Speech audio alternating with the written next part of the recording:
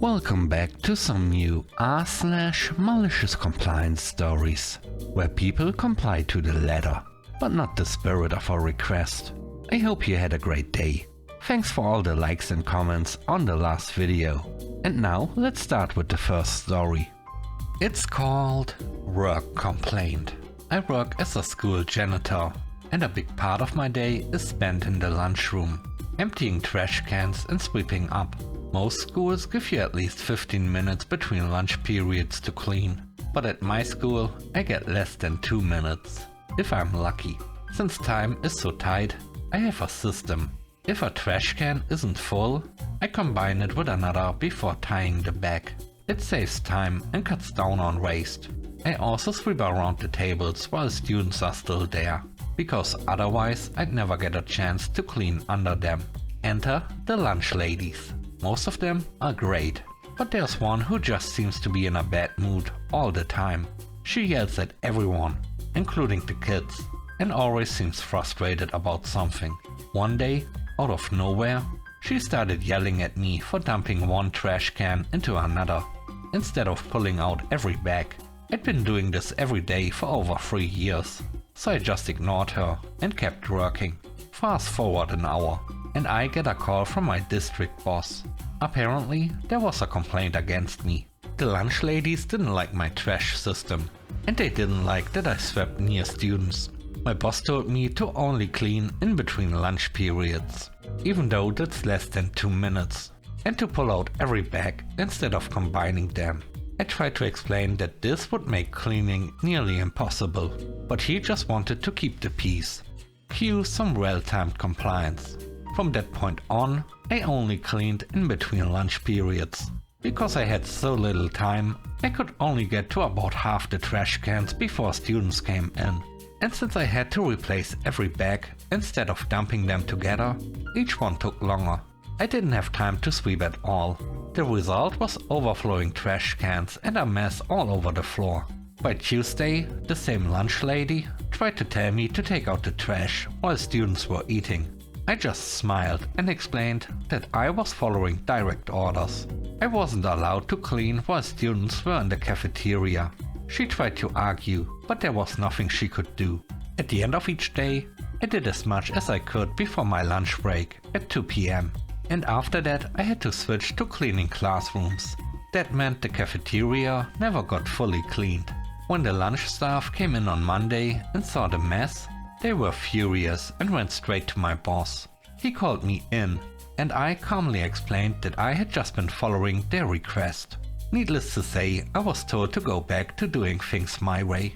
But here's the fun part. Since they wanted to be strict about the rules, I started holding them to the same standard. They liked keeping the kitchen door propped open for airflow. Sorry, that's a security issue. Doors can't be left open. Tossing greasy wax paper into the recycling? Can't do that.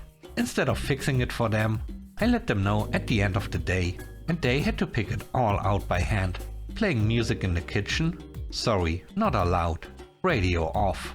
Funny how quickly they stopped worrying about my job once I started paying closer attention to theirs. The next story is called No Receipt.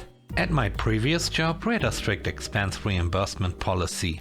The rule was that only expenses with receipts could be reimbursed. No exceptions. One month I traveled for work and had a few small expenses, like bus fares, street parking and tipping. Things where getting a receipt wasn't possible. I submitted my report, clearly listing those minor charges, totaling about $20. It was rejected. My manager said, "No receipt, no reimbursement. Policy is policy. We need every receipt for audit purposes." On my next trip, I made sure every single expense had a receipt. My total expenses, $280 instead of $20. All because I had to use alternatives that provided receipts. When finance processed my claim, my manager was shocked. "Why is this so high?" I simply replied, "Well, you said no receipt, no reimbursement."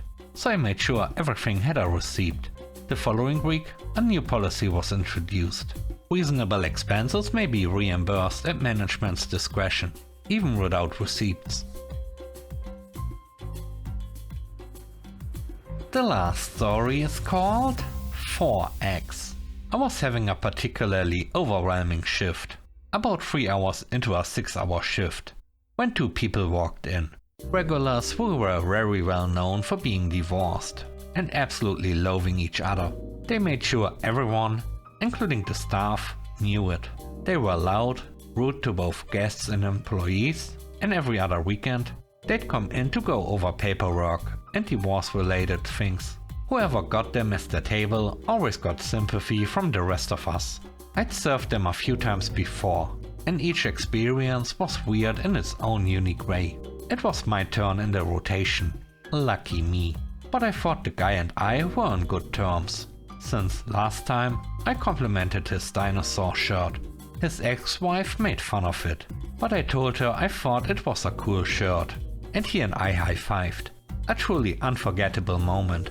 Anyway, I walk up to their table and ask what I can get them to drink. I can already tell it's going to be a tense experience. They are both snappy and rude, but I keep things friendly. Eventually I ask for their orders, and that's when things take a turn. The guy orders 4 eggs. Now at our restaurant we double our yolks. If you order 4 eggs, you are actually getting 8 total. So I explained it to him. No, I want 4 eggs. Okay, but just so you know, in our system that will show up as 2 eggs, but you will receive 4 on your plate. No, I don't want to pay for 2. I want to pay for 4. At this point I'm more confused than he is, but I say, okay, and write it down as he asks. Since our system does not have a button for 4 eggs, because again we double them, I have to manually enter the order. The head cook calls me over and asks, 4? That's what the customer ordered. He shrugs and makes the most beautiful plate of 8 over easy eggs, complete with a side of bacon. I bring it out and set it down in front of him. He stares at it, then looks at me. This isn't what I ordered. I smile and say, yes it is. He sighs. Fine, I'll take it. At the end of my shift, I got a bit of a talking to for it, but honestly, so worth it. The look on his face was priceless, and my coworkers had a great laugh about it. Some even said they wished they had been the ones to serve it to him. One of my favorite memories from working at that place. Thanks for watching the video to the end. I hope you enjoyed it. If you did, please don't forget to leave a like, comment and subscribe. And if you have time, watch another one of my videos. Also, if you want to support me further, check out the channel membership or Patreon. And now, I hope you have a great day. See you soon. Bye bye.